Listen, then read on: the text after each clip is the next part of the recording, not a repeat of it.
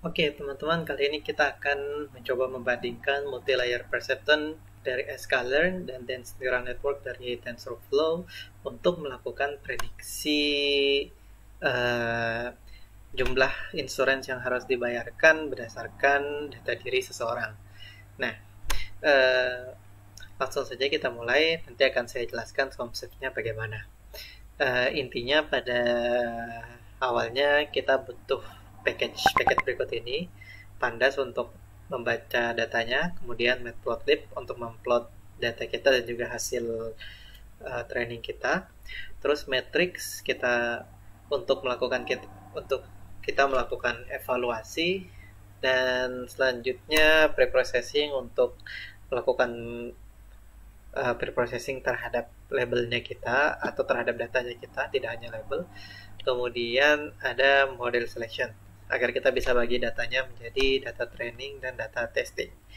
Oke, kita lihat dulu data yang mau kita uh, belum kita jalankan. Data yang mau kita proses kali ini.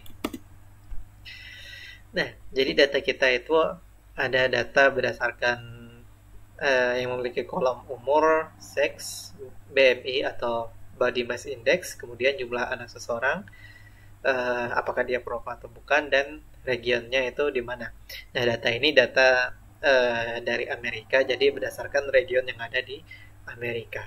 Dan berdasarkan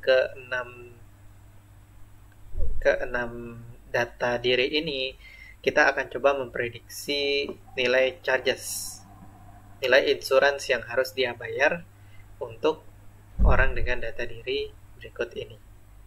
Oke, contohnya ada orang umurnya 37. Dia seorang laki-laki, body mass index-nya 29,64. Kemudian dia tidak punya anak, bukan perokok, dan tinggal di Northwest. Berarti dia harus membayar $5.028. Kayak gitu. Oke. Dan yang mau kita coba lakukan kali ini adalah seperti gambar ini. Oke. Jadi kita punya 6 fitur di sini atau 6 data diri dengan nilai-nilai yang sudah ada di datanya kita.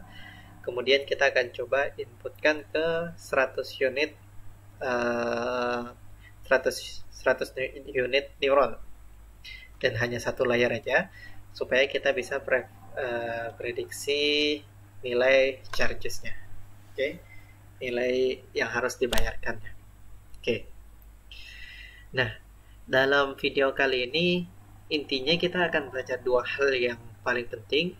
Yang pertama itu bagaimana membangun uh, model dengan arsitektur seperti gambar ini menggunakan sklearn multilayer perceptron. Dan yang kedua kita akan coba terus kemudian kita akan coba untuk melakukan prediksi menggunakan linear regressor dari TensorFlow. Tapi ini bukan bagian yang pentingnya karena ini hanya untuk pembanding aja. Dan yang ketiga kita akan coba untuk melakukan membangun arsitektur yang sama seperti ini tapi menggunakan DNN linear regressor atau dense neural network linear regressor dari TensorFlow. Dan kita akan lihat dengan hyperparameter yang mirip, kira-kira hasilnya akan lebih bagus mana, dari sklearn atau dari TensorFlow.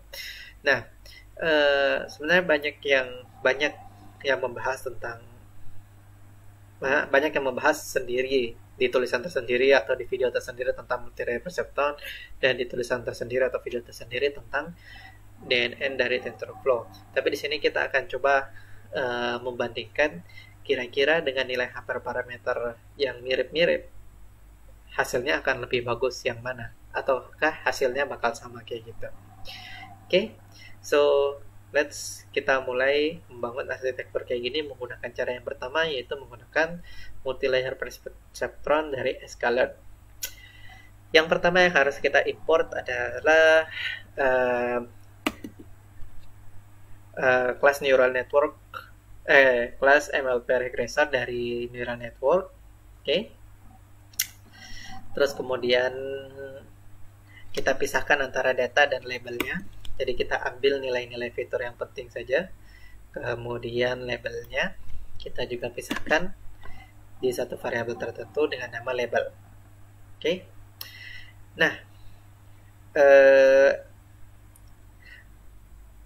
model kita tidak bisa langsung menerima data-data yang string seperti ini, sex dan smoker, karena datanya nilainya string dan modelnya kita hanya bisa memproses angka atau number.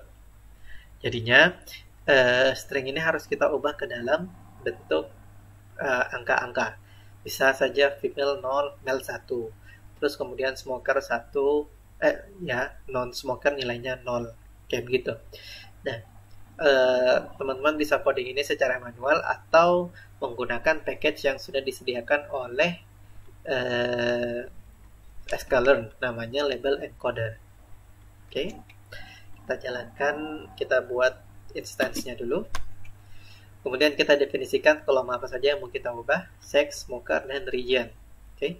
Karena kita lihat di sini region dia juga string, jadi kita harus ubah dulu.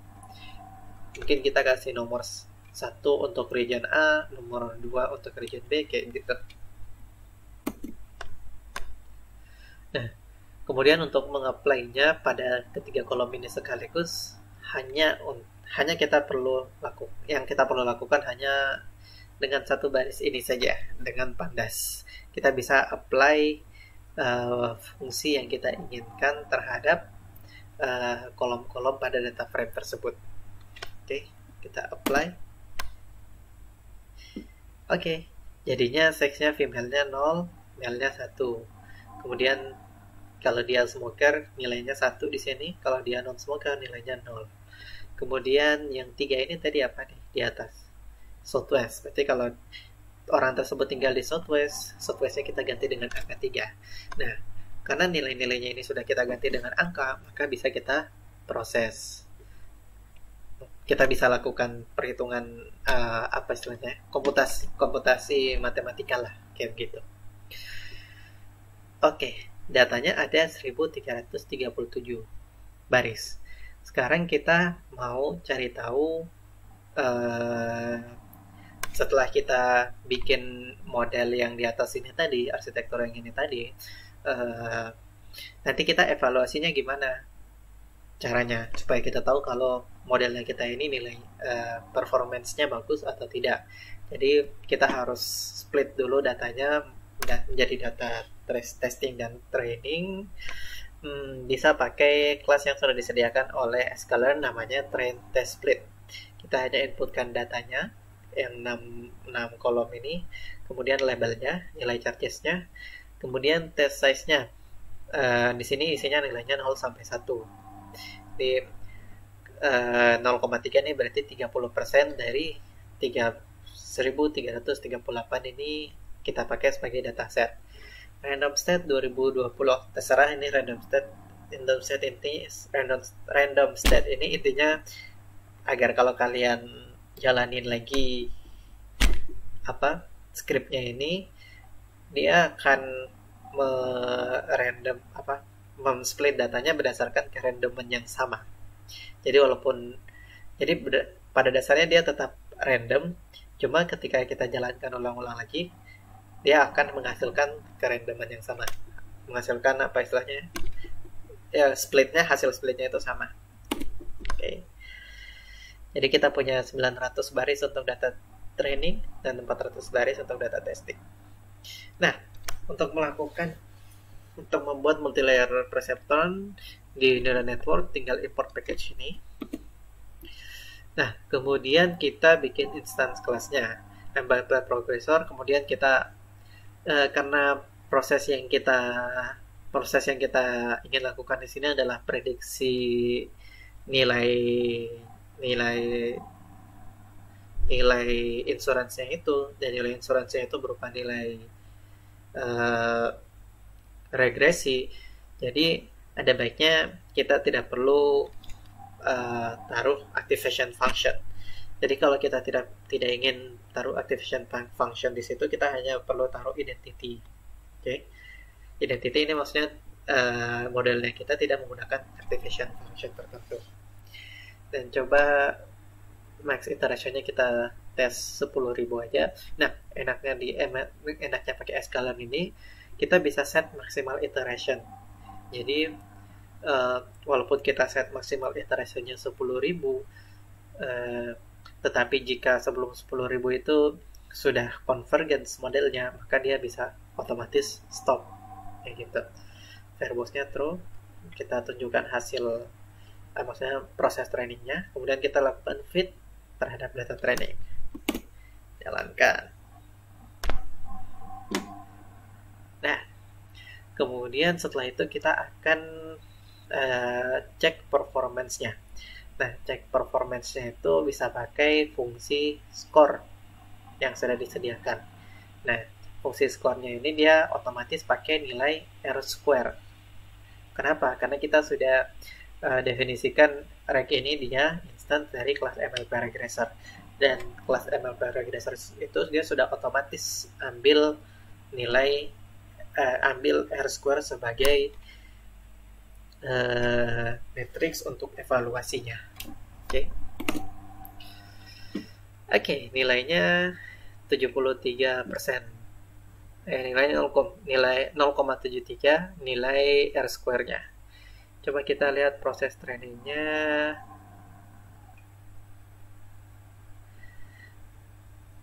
Training loss did not improve more than 10 consecutive epoch. Berarti trainingnya tidak sampai di iteration ke 10.000, hanya sampai di iteration ke 4.600-an, 5.000 lah ya. Oke. Dan itu sudah tidak improve lagi performance-nya. Berarti bisa jadi performance maksimal sudah di sini saja. Kita tidak bisa meningkatkan lagi performance-nya. Sekarang coba kita prediksi X-test dan kita lihat hasilnya gimana. Iya. Nah, ini dia contohnya. Jadi yang warna biru ini data testingnya kita, kemudian yang warna merah ini hasil prediksinya kita. Kita lihat kalau nilai prediksinya itu antara 10.000 sampai 20.000 masih agak akurat prediksinya ya. Tapi kalau nilai yang mau diprediksi itu di atas 20.000 itu sudah mulai tidak akurat. Coba kita lihat untuk 10 data pertama aja.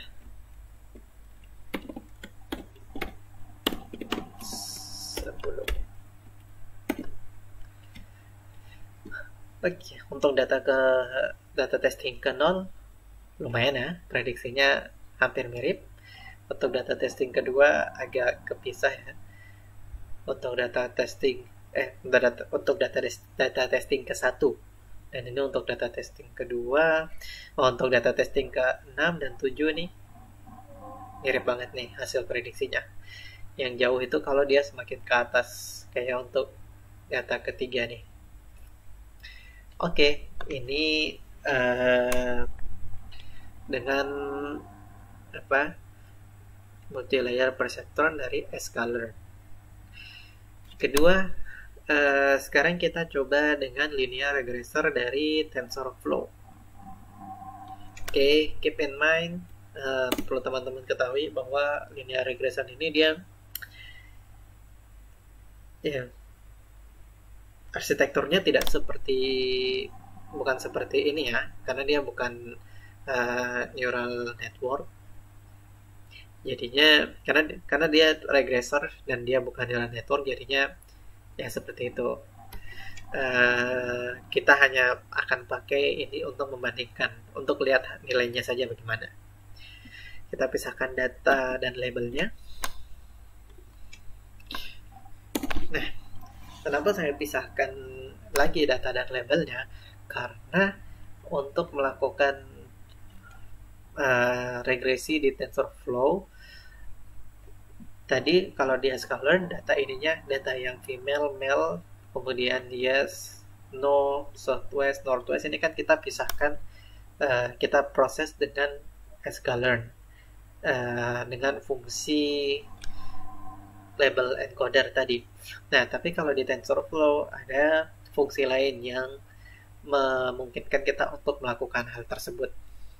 Oke, fungsinya itu namanya ada seperti di bawah ini dulu. Oke, jadi pertama kita deklarasikan dulu kira-kira yang merupakan angka itu yang mana, yang nomor kolom itu apa saja, age, body mass index, dan jumlah anak. Kemudian yang categorical column kita deklarasikan juga ada sex, smoker, dan region. Kemudian kita tentukan hash bucket size-nya. Hash bucket size-nya itu maksudnya ada berapa kategori. Misalkan sex ada 2, male dan female. Terus kemudian smoker ada 2, yes dan no. Region ada sekian. Nah, daripada kita hitung secara manual, bisa kita pakai fungsi yang sudah disediakan oleh Pandas, yaitu function unique. Jadi dengan function unique ini kita bisa langsung ambil nilai uniknya itu ada berapa banyak. Sex, nilai uniknya itu ada 2, male dan female. Smoker, nilai uniknya ada 2, yes dan no. Kayak gitu. Oke, setelah kita ubah angka-angka tersebut ke dalam feature column, kita gabungkan lagi. Oke. Kemudian tetap kita pisahkan lagi datanya ke dalam bentuk data training dan data testing. Ingat random state-nya tetap 2020, berarti data training dan testing yang di split ini, splitnya walaupun random tapi sama seperti yang sudah kita lakukan di proses yang pertama. Oke. Terus kemudian kita declare input function-nya. Oke. Estimator input pandas input function, enaknya dari salah satu enaknya dari TensorFlow adalah dia bisa menerima input dari berbagai macam data. Salah satunya dari pandas juga bisa. Tadi Scalaran juga bisa. Cuma kalau dari TensorFlow lebih banyak lagi kemungkinan yang bisa dilakukan. Kemudian number of epoch-nya sama aja ya, mirip-mirip tadi kan 5.000-an. Kemudian kita deklarasikan linear regressor-nya, instance linear regressor-nya, kemudian kita training. Nah, model.train dari TensorFlow ini dia punya salah satu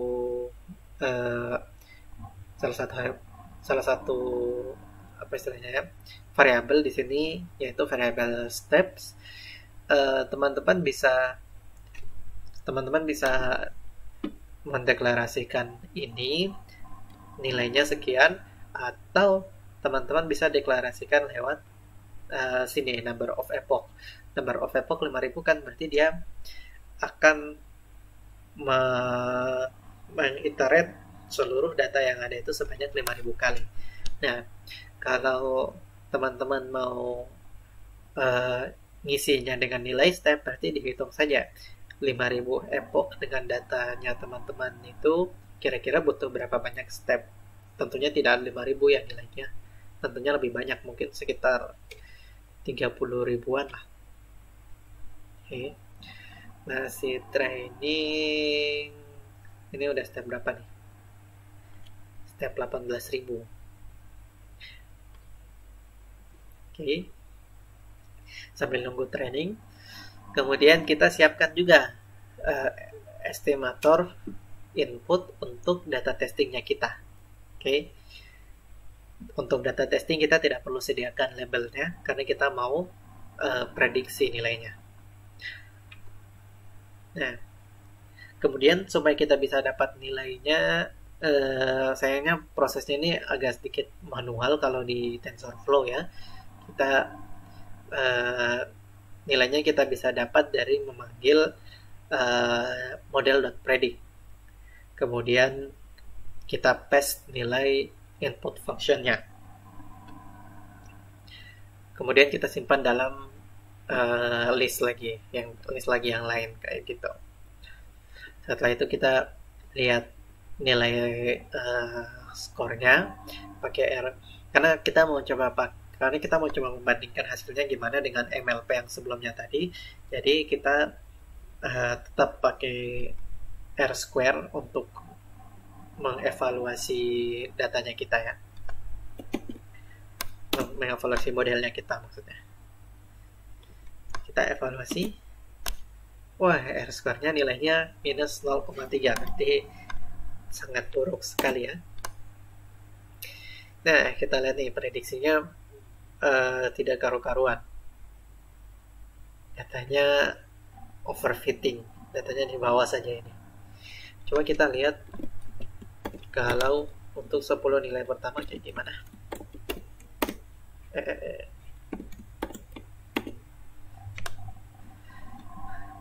Ya kalau nilainya rendah sih agak mirip-mirip ya nilai prediksinya lumayan bagus, tapi kalau nilai yang ditujukan itu tinggi, prediksinya sudah nggak mempan lagi. Berarti kita tahu kalau kita pakai regressor ini range-nya kurang baik, kayak gitu. Oke, itu yang kedua. Sekarang yang ketiga, yang utamanya yang mau kita